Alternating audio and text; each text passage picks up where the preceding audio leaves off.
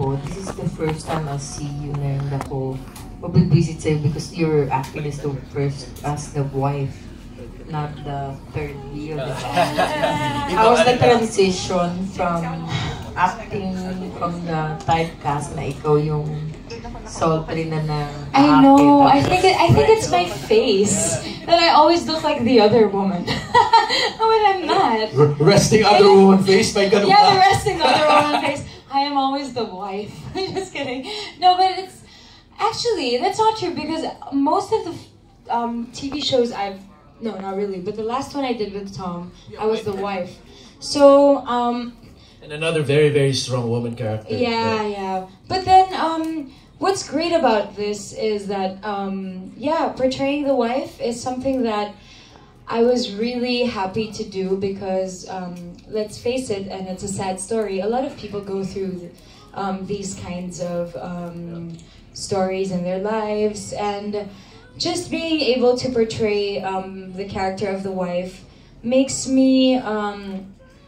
people show that they're not alone, and that in this movie they'll be able. This will actually help them learn somehow on what to do when someone is going through such a thing. Yeah. Sorry, if I could just add on top of that, is it interestingly enough, I've actually had a similar discussion with si Direk Mario.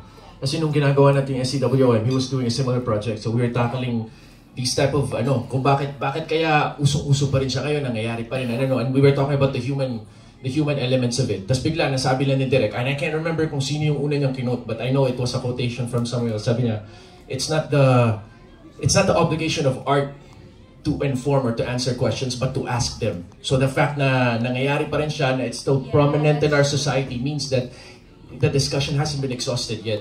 So the fact na nasa public consciousness pa rin siya, it means that it should be explored, and we should have movies like these para mas mapag-usapan pa siya, and we can really learn the intricacies of it, why it happens, and I'm happy na sila Sir Eric, like how they wrote this story, the choices that they made, even though these tropes exist for a reason. I mean, they've been explored by plenty of other people, a plethora of other people. Pero yung gusto ko na ginawa nila is within an existing trope, the choices that they did, even from the narrative devices they employed, ang galing. I was from the start of the opening scene pa lang, reading the whole script, I was taken away by it. Yeah, actually, tuloy-tuloy ako nang nagbabasa ng script. I didn't stop kasi usually, I'll take a break first. But this one, I was reading the whole time. So, you guys should. I want to add nga. I don't want to spoil. Hopefully, I'm not spoiling anything. But I was telling Eric kanina, he's a friend. Actually, I met him after I left PBB. 2010. So it was nice catching up with him when I saw you at the start of this project. And kanina ulit, sabi ko, grabe yung ang ganda sa story. May mga parang may mga eksena parang candy bar.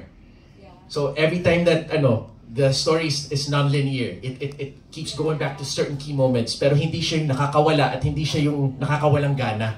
Kasi parang siyang candy bar na every time you peel the wrapper off, you see another piece of information ng eksena na yun that recontextualizes the entire story, recontextualizes the relationship between these people. At ang sarap ng ganun na parang, wow, you can do that pala. Ang galing. I'm so impressed with what they've done with the script. So hopefully, kami naman, nila Lovi, nila Eric, nila Direk Joel, hopefully we've done the material justice. Because we really were all passionate about it. So the storytelling of this particular movie is, for you, what makes it definitely one of the highlights for me. Kasi nakakita mo yung parang hindi naman point of view, pero yung mararamdaman mo rin yung pinagdadaan ng bawat characters. You get a glimpse into their lives. In one movie, hindi siya centric on just one person or one event. It's really you really get a full picture. Yes, that's true. I think because when someone is going through this, usually it's all based because of the wife and everything. But this time, pinapakita kung ano yung flaws ng bawat tao. Because let's face it, when someone suddenly would have an affair with somebody, parang the blame is on the one who's cheating all the time. But then this time it shows na we're all human, and you know, it's that's the part talaga, the human element of it. Yeah, Kasi human element. dati usually, wala, as people, wala naman siguro, nagkakamali tayo pero wala namang napapasok sa isang relasyon na ganito thinking, alam mo, gusto ko maging kontrabida eh, so ako yung manggugulo dito. No, we all just want to be happy. We're trying to go through this life, sharing it with billions of other people, like trying to make it, just trying to get through life. Wala namang nag-ano eh. So yun yung maganda dito, na these are human characters. They're not characters na, oh shit, I just wanna, sorry, can I curse? I'm sorry, I already did it.